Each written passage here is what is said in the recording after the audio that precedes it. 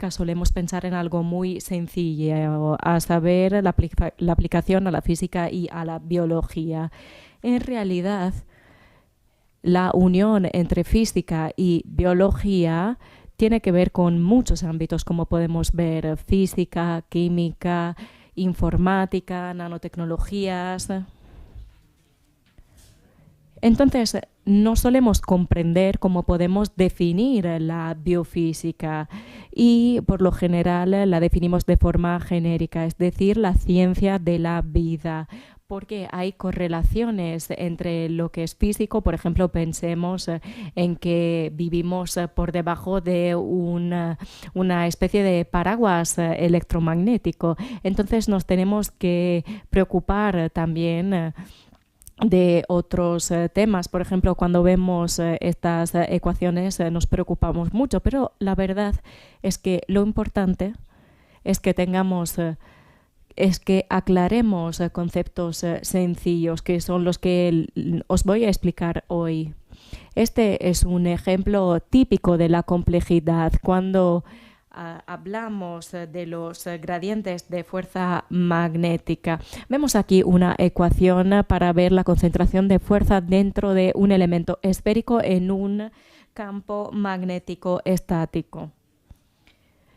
Esa X que vemos ahí es muy importante porque representa la capacidad de la materia de magnetizarse, con lo cual, gracias a ese valor, podemos tener un efecto más o menos diamagnético o incluso no tenerlo para nada. Entonces es importante considerar o intentar definir ciertos aspectos. Hemos hablado ya de mecanotransducción y también de ondas de choque. Todo esto de forma similar, aunque casi igual, define algunos procesos metabólicos de las células. Esto es metafísica. Y siempre tenemos dos aspectos. El biológico, cuyo extremo es la levitación de la rana, o también de los trenes. El principio es el mismo y es el principio de nuestra cotidianidad. Felipe Torres también habló de algunas diferencias estructurales en la terapia diamagnética. Podemos resumirlas así: tener electrones desapareados, y esto afecta a la activación de los campos magnéticos, o la alineamiento del spin. Lo que ocurre en la biofísica, más allá de lo que pasa en la membrana extracelular o en lo que pasa a nivel intracelular, es lo que pasa en la membrana, donde ya sabemos que se dan mecanismos de transporte muy importantes. Empecemos con la ley de Faraday, quien hace tiempo identificó que un campo magnético variable con circuito eléctrico permite un movimiento magnético, un movimiento de cargas. Se trata de una variación de potencial de membranas perfeccionado por Lenz después de algunos años. Lenz se dio cuenta de que en realidad este movimiento iónico opuesto a la dirección del campo magnético, para realizarse, requiere una intensidad de campo magnético alta. Entonces, las aplicaciones del campo magnético tienen que ver con las interferencias de la membrana y también a nivel intracelular. Lo que siempre hemos visto es el efecto de aceleración diamagnética y molecular.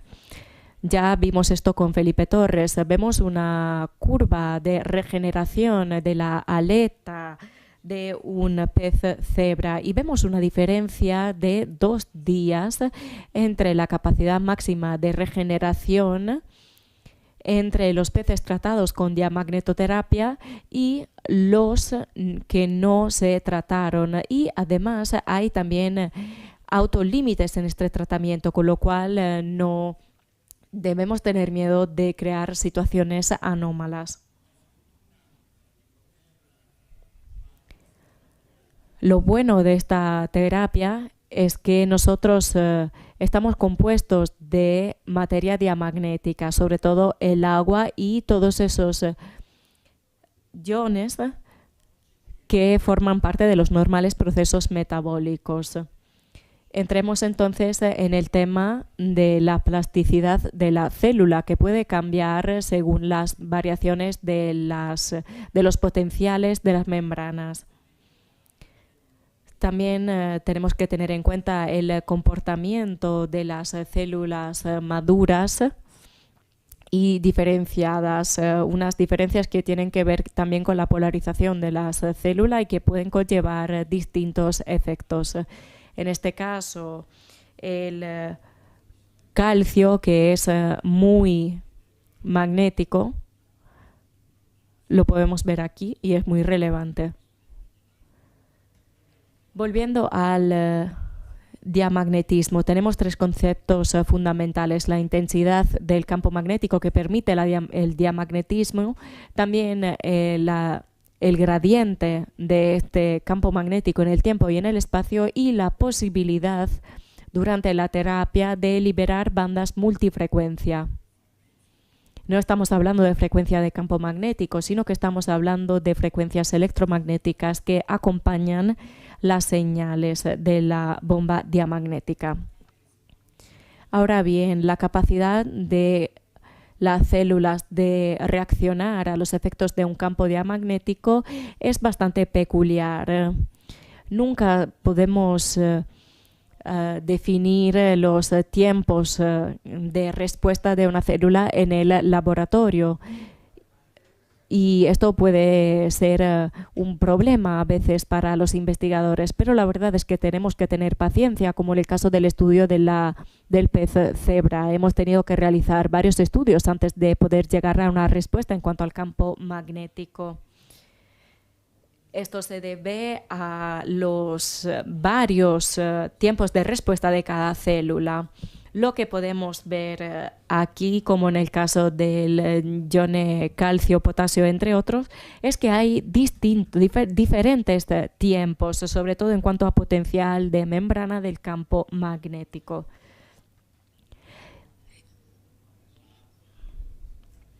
Y esto nos permite vehicular el ion a través de la célula. Y también tenemos que considerar que a nivel de membrana tenemos unas cuantas sustancias diamagnéticas paramagnéticas, con lo cual no responden a la terapia diamagnética, y esto también puede conllevar consecuencias a nivel de membrana y de mecanismos básicos de funcionamiento de las células. Vemos aquí otro estudio. Hay una diferencia. A la izquierda tenemos sustancias paramagnéticas y a la derecha tenemos sustancias diamagnéticas. Y vemos la difusión de las moléculas dentro de la célula. Y dentro de la célula se da un desplazamiento continuo de sustancias diamagnéticas. Además de la intensidad del campo magnético y del gradiente, podemos ver otras transformaciones en el tiempo y en el espacio del campo magnético. Esto nos permite ver varios dibujos de las ondas, por ejemplo, ondas triangulares. Estas, por ejemplo, se aprobaron por el Departamento estadounidense de medicamentos en cuanto a terapia diamagnética. Esto me parece muy interesante, la posibilidad de variar la amplitud del campo magnético. Lo vemos si seleccionamos durante la terapia. Vemos que trabaja más la membrana extracelular, pero podemos cambiar la longitud de onda. Y esto permite activar un conjunto de procesos mecánicos dentro del citoplasma, más allá de lo que tiene que ver solo con los flujos iónicos que vimos anteriormente. El ingeniero Lagata ya habló de este concepto.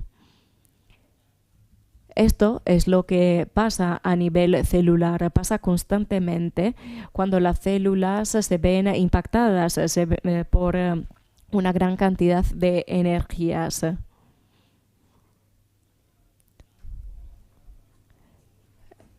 Y el resultado es una frecuencia en los tejidos, como hemos podido ver en las imágenes. Ya hemos hablado antes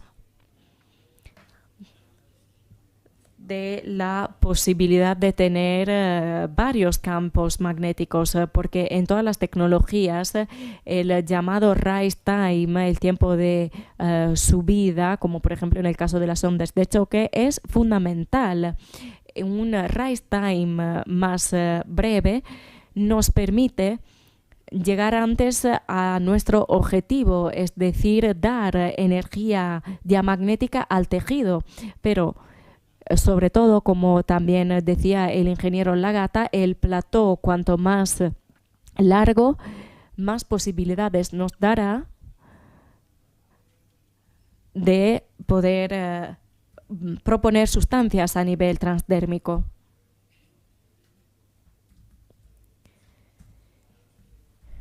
Aquí podemos ver otro estudio sobre antiinflamatorios en crema y nutracéuticos, pero no nos interesa el resultado clínico, sino que no hemos podido ver modificaciones en la estructura molecular. Esto nos proporciona también seguridad. Y hemos también analizado la posibilidad de aplicar la inteligencia artificial. Ya es un tema muy hablado, sobre todo gracias a las contribuciones de Turing. ¿Pero qué es este test?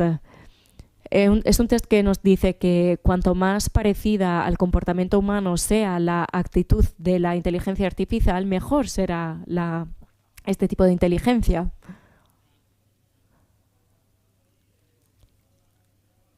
Ya nosotros aplicamos la inteligencia artificial a la tecnología diamagnética. ¿Por qué? Pues porque se trata de una biotecnología no invasiva, que no es compleja, que es eficaz y es también bastante segura. Y además, en nuestra historia clínica tenemos dos posibilidades. Vemos una más arriba, el juicio clínico, y luego la decisión según el historial clínico del paciente. Y abajo vemos otra posibilidad que igual nos gusta más, es decir, estudiar un algoritmo y tomar una decisión terapéutica según ello.